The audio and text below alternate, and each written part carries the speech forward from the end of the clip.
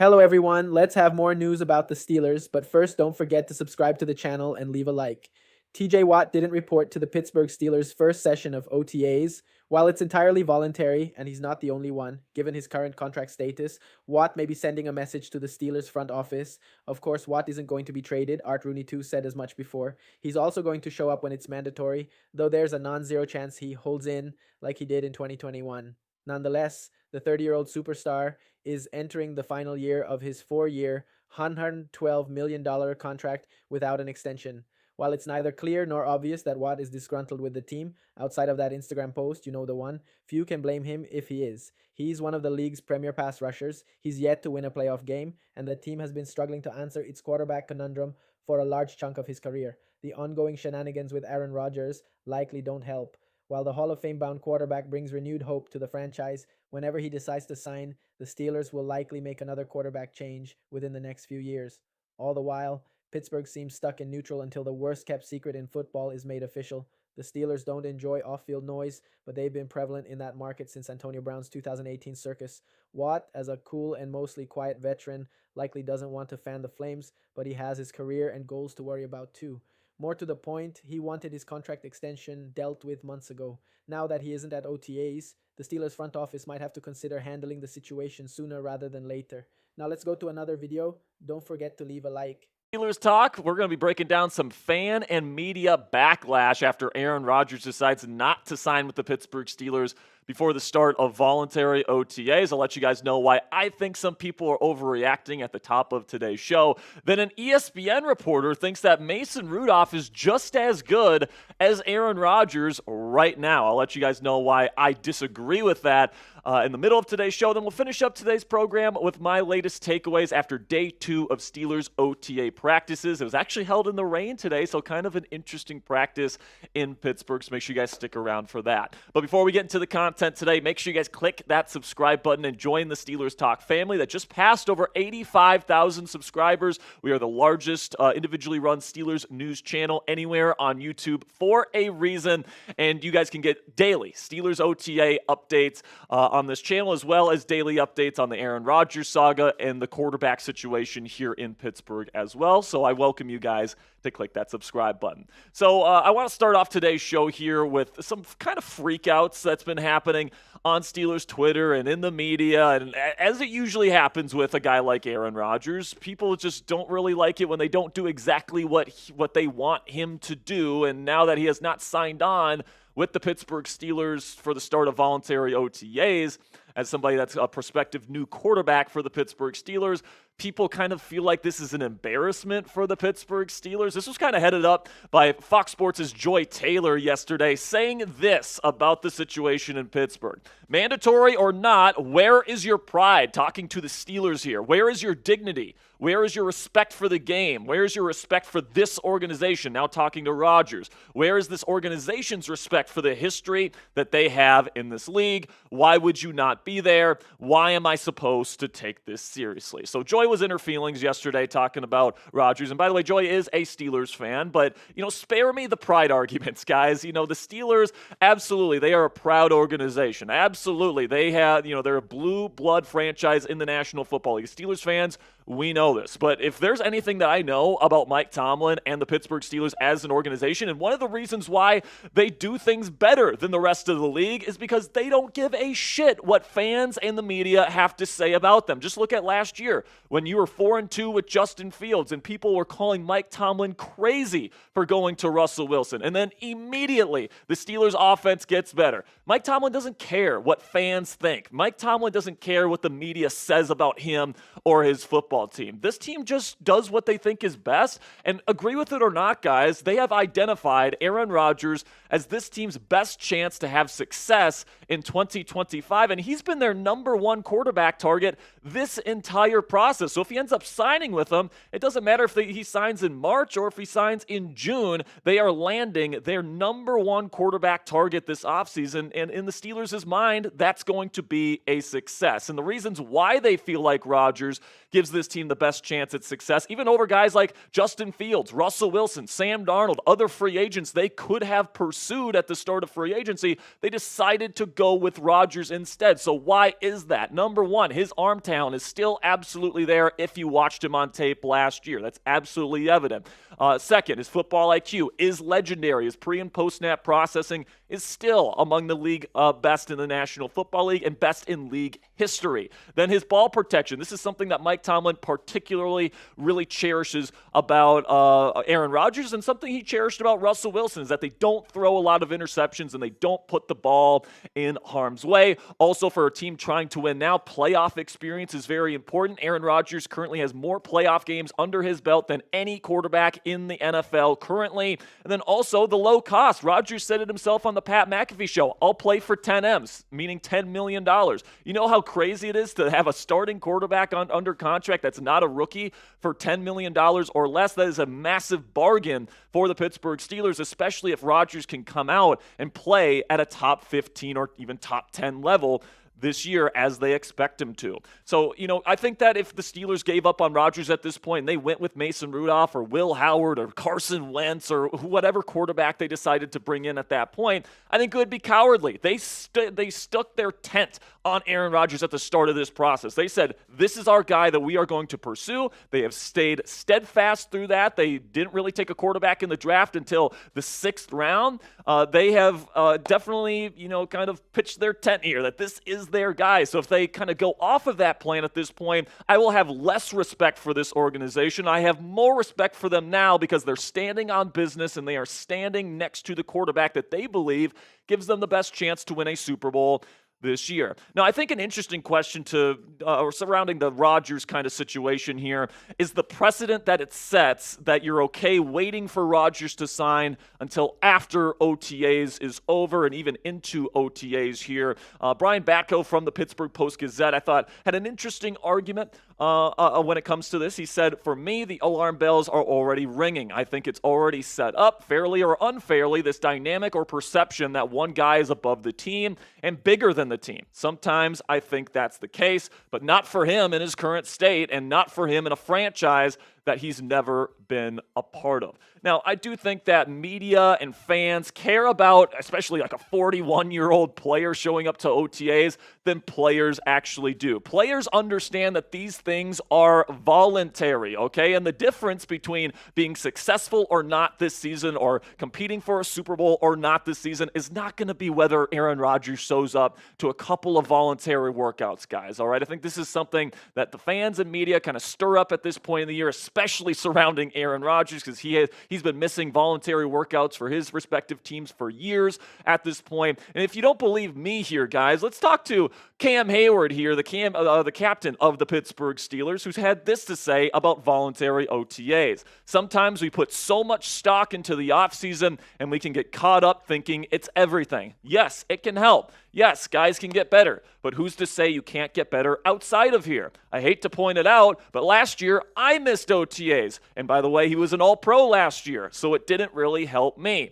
I think with any player, you know what you need. You know what's required of you. As you progress towards training camp, you start to kick it up, whether it's meeting with teammates or whatever, to each his own. So if Cam Hayward isn't worried about Aaron Rodgers not showing up to voluntary OTAs, I don't think any of us in the media or anybody in this fan base should necessarily be too worried about it either. And the truth of the matter is, guys, I think players would love to play with Aaron Rodgers. Patrick Queen said it yesterday. He said, I'm a huge fan of Aaron Rodgers, would love to play with him. Alex Highsmith said it on the Insiders last week. I'd love to play with Aaron Rodgers. The people in this locker room, they're not too worried about it, all right? If he shows up, they're going to be happy that he is the quarterback for their football team because he's one of the all-time greats, and he gives them the best possible chance to have success this year, which everybody in that building is down for. And at the end of the day, guys, I'll continue to drive this point home. If Rodgers comes in and plays well this year, if he plays at like a borderline top 10 level even, and he can get this team to double-digit wins and a playoff win,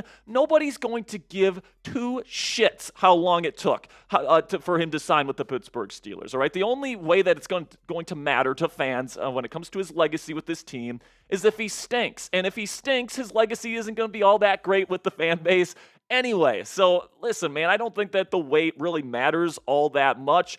And as long as he signs before the start of training camp, I think that the Pittsburgh Steelers are giving themselves at this point the best possible chance to have success heading into the 2025 season. So what say you guys? Let me know down there in the comment section. Would you give up on pursuing Aaron Rodgers at this point in time? Give me a yes or a no down there in the comment section for today's pin question. YouTube's going to throw you an ad break here in just a couple of seconds. And when that happens, take advantage of that time by simply giving me a yes or a no in that pin question. So now let's move over here to ESPN's Dan Graziano, who claims there isn't much of a difference between the way Aaron Rodgers and Mason Rudolph played last season. I think this is absolutely ridiculous, but this is what Graziano had to say earlier this week. This is not MVP Aaron Rodgers. This is not 2020 Aaron Rodgers. This is a shell of that.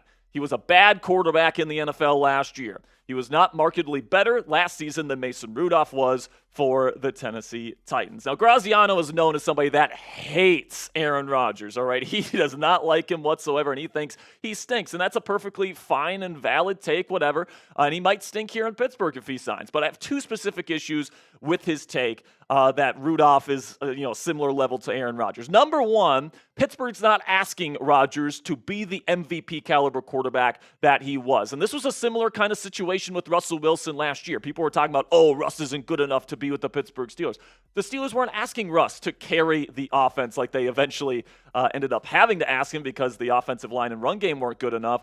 But right now, this is what the Steelers would be asking of Aaron Rodgers. All right, protect the football, get the ball out quickly, don't take too many sacks, and make the occasional big-time throw. That's what they asked of Russell Wilson. He did, he did that role pretty decently up until the point of the complete collapse at the end of the year. And Aaron Rodgers, in my opinion, is more than capable of playing this kind of quote-unquote game manager role. And that's what the Steelers are going to be asking of him. They're going to be expecting to have one of the best defenses in football. They're going to be expecting to have a really good run game led by Jalen Warren and Caleb Johnson, the rookie out of Iowa. They're going to expect that offensive line to take another step forward. They're going to expect DK Metcalf and some of these other receivers to step up big time. And they're just asking Rodgers to make the plays that are in front of him, not, lose them football games. And I think Rodgers, with his football IQ, with his ability to protect the football, is more than capable of being a winning quarterback with the Pittsburgh Steelers this year. And he doesn't need to be 2020 Aaron Rodgers to have success here in the Steel City. My second issue with Graziano's comments here, guys,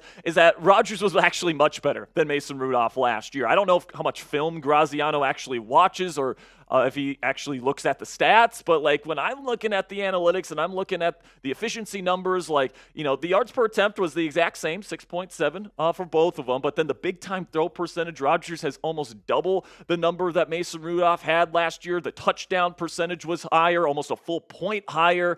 The interception percentage was 2 points lower than Mason Rudolph, so he threw a lot of interceptions, whereas Rodgers doesn't really throw any. And then the passer rating was 10 points higher. And by the way, that was a year where Graziano is saying himself, Rodgers was terrible that season, apparently. So if Mason Rudolph is playing markedly worse than Aaron Rodgers, how can you possibly go on ESPN, the worldwide leader in sports, and claim that these two played anywhere close to the same level of football? I think that was a completely silly claim.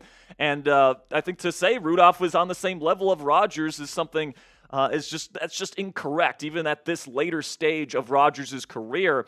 And I do think Rodgers is Pittsburgh's best option. I think that he's been their best option at the quarterback position for a while now. And now that Russell Wilson has signed, now that Justin Fields has signed, Sam Darnold has signed, all these options have gone off the board. I don't think it's close. I think Aaron Rodgers clearly gives this team the best chance at success in 2025, which is why all the Steelers players in the building are excited to get him if they end up landing him. So make sure you guys click that thumbs up icon if you haven't already, if you're having a good time here on Steelers Talk. I'm about to dive into my Day 2 Steelers OTA takeaways. If you guys are enjoying this content, you want to help out our video today, the easiest way to do that is to click that thumbs up icon. It takes a half second of your time, and it really does help us out.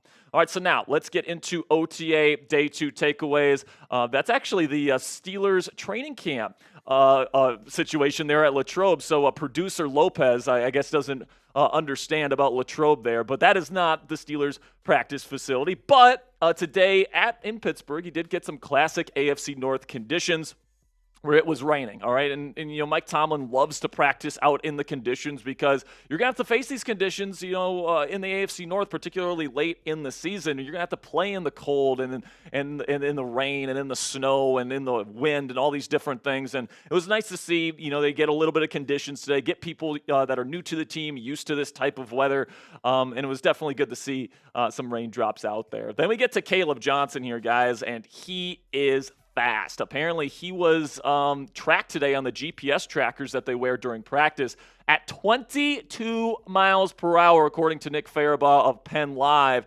And if you guys don't know, 22 miles per hour, that's like speeds conducive of like 4.3 level speed in a 40-yard dash. Now, you might be saying to yourself at home, but Jack, he didn't run a 4.3 at the Combine this year. He ran a 4.57, which is kind of just like an average time. It's not a bad time, but it's certainly not a terrible time. But listen, man, Caleb's the type of guy where he does need time to build up his speed. He is not somebody that's got great acceleration, which is why he really needed to go to a team with a wide zone, kind of outside zone-based run scheme. That's exactly what the Pittsburgh Steelers run here with Arthur Smith. Arthur Smith, when he has a good outside zone rusher, he runs more outside zone than just about any other play caller in football. So this is the perfect system for Caleb Johnson to be in. And then once he gets to that top speed, man, 22 miles per hour, he can run away from people in the second and third levels of a defense, and he can score some major touchdowns and explosive plays that this team was sorely lacking with Najee Harris as their number one running back. Now, usually I like to temper expectations on rookie players because a lot of people think that, rookies are going to come in and they're going to be star players right out of the gate. And some players are, and most of them are not. But Caleb Johnson's the type of guy here where with his size, with his speed, with his scheme fit in the Pittsburgh Steelers offense, it's hard. Former Steelers quarterback Terry Bradshaw making headlines this morning. Very clear how he feels about Kenny Pickett and how his franchise treated them when he was their quarterback. But he also, as you probably know at this point, weighed in on the conversation with a local radio station in Arkansas, 103.7 The Buzz, in regards to the ongoing Aaron Rodgers saga. Here, BMAC, I want you to take a listen to Terry Bradshaw, and then we'll react to it as a family after this. What do you think about possibly Aaron Rodgers being the quarterback? That's a joke. He shouldn't. That is just, to me, is a joke.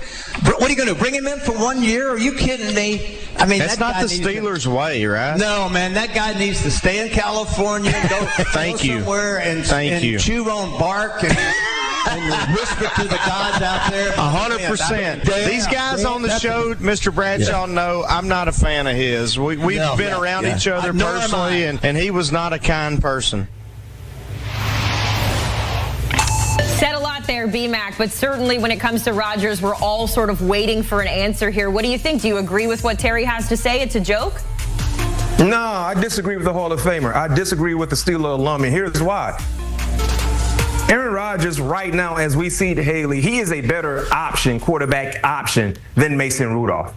That's the facts. I know Aaron Rodgers is at the end of his Hall of Fame career, but right now he is a better QB option than Mason Rudolph. That's number one. Number two, he talked about why are you bringing in Aaron Rodgers for a 1 year stint? Well, that's the same case for Mason Rudolph. If Mason Rudolph is the starting quarterback for 2025, it's going to be a 1 year stint scenario unless Mason Rudolph plays outstanding football and he puts forth a Sam Darnold-like effort with Sam Darnold with what he did with the Minnesota Vikings. Do we actually believe that can happen? No, it could, but I'm not really willing to put any money on that. So these are the same like things. You talk about a 1 year stint. Aaron Rodgers would play for 1 year. The same could be said for Mason Rudolph. And the only way that would happen for Mason Rudolph is you have no other option. And to think about this, the last thing I'll say about Terry Bradshaw, the reason why they're in this conundrum, this quarterback conundrum, is because since Big Ben retired, his last playing season, if I'm not mistaken, Haley, was 2021. The quarterbacks that have started for the Pittsburgh Steelers, this prestigious organization in the Steelers, Hall of Famer after Hall of Famer, Sticky Lombardi after Sticky Lombardi. But get this, Kenny Pickett, Mitchell Trubisky, Mason Rudolph, Justin Fields, Russell Wilson. Those are the quarterbacks that have started since my former teammate Big Ben retired. And that's why they're in this current situation. So Terry Bradshaw, I love you, Steeler alum, but I got to totally disagree with you because Aaron Rodgers, He is the better option out of the two. And I think the masses would say the same. Yeah, we have to remember, too, Aaron Rodgers has come out and said, listen, it's a family thing. I'm going to prioritize my family's health over football. So we'll continue to wait. We do know that Steelers OTAs are coming up. Mandatory minicamp is coming up on June 10th. Kind of feels like a good place for a deadline, but we'll leave it there. In the meantime, B-Mac, let's go down to South Florida, where Mike McDaniel, he's already in his full season form when it comes to his interviews and interacting with the media. But there was no joking when it came to Jalen Ramsey. He said, quote, zero has changed when it comes to the Dolphins and having Jalen in their secondary next season. So it kind of leaves a couple of questions. Number one, what does the rest of the secondary look like for Miami? But the bigger question here, B-Mac, for you that I'll pose, what's next for Jalen Ramsey here? Because we know what he can do on the field, but it seems like kind of like Jimmy Butler, where there's just a couple of off-the-field issues that overweigh what he's able to do on the field. So what do you think about his future? Reunited and it feels so good. I'm ready for karaoke night, by the way. I'll say reunited. Yes, I'm ready. I'm ready to rock and roll. But I'll say reuniting with his former team in the Los Angeles Rams makes all the sense in the world. Remember when he was there, I mean, he put forth great performances for their defense. There's a mutual football respect with head coach Sean McVay and Jalen Ramsey. And this is a team in the Rams. If you're Jalen Ramsey at the stage in his career, I really believe he wants to be a part of a championship-like team. And you can say whatever you want to say about the Los Angeles Rams. As long as Sean McVay is the head coach, they will be a competitive team. And they've added more pieces to the puzzle in terms of competitors, guys that can play at a high level and do so in consistent weeks. And if you're Jalen Ramsey, yes, you could be that final piece of the puzzle, especially in the secondary, that can kind of get them over the hump. We got to remember, when you look at the Philadelphia Eagles' outstanding playoff run, the Rams was the one team that had Eagle fans biting their nails in the fourth quarter. They were a play away from advancing against the Philadelphia Eagles. So for me personally, it makes all the sense in the world to go back to a familiar place, and you know how they do their business, and most importantly, you know they're going to be competitive. And if for the Miami Dolphins, Haley, it's almost like they're forcing a rebuild. I mean, you allowed Javon Holland to walk. He was your best safety. Now you're potentially ready to move on from your best corner in Jalen Ramsey. You would think they're trying to they would do everything in their power to stay within reach of the Buffalo Bills. But when you look at their roster, and I said this especially after the draft, I said if you look at the rosters in the AFC East from top to bottom, you start with the Buffalo Bills. But number two, I think it's been a rather interesting offseason for the Pittsburgh Steelers under GM Omar Khan and head coach Mike Tomlin, especially as they continue to wait out a decision from 41-year-old quarterback Aaron Rodgers. The Steelers might not have any remorse regarding the situation they're in at quarterback, and they might not have truly liked all the options they had this offseason at the most important position in sports. Still, what they're doing with the Rodgers situation and continuing to wait for him has people around the league truly stunned at how the Steelers are operating. At least that's what CBS's Aditi Kinkhabwala reported Wednesday afternoon during an appearance on the 93.7, the Fan PM show, with host Andrew Filipponi. Kinkhabwala was asked about Steelers Hall of Fame quarterback Terry Bradshaw's comments about it being a joke that the Steelers are waiting around on Rodgers, leading to her revealing some conversations with those around the league who are stunned by the Steelers. Certainly, there are people that would agree with Terry Bradshaw's sentiments. I can't tell you what the entire Steelers organization feels. I can tell you that I've certainly talked to a lot of people around the league who are stunned that the Steelers are sitting here and just waiting, Kinkhabwala said regarding the Steelers and the decision to wait out Rodgers, according to video via 93.7 The Fan on YouTube. Rodgers has been a hot-button topic all offseason after the New York Jets decided to move on from him after 2 years cutting him loose in unceremonious terms. Late in his career to date, Rodgers has become a somewhat controversial figure, primarily off the field, due to multiple comments he has made on podcasts and TV interviews. And you, fan, what do you think about Aaron Rodgers' situation? Leave your opinion in the comments.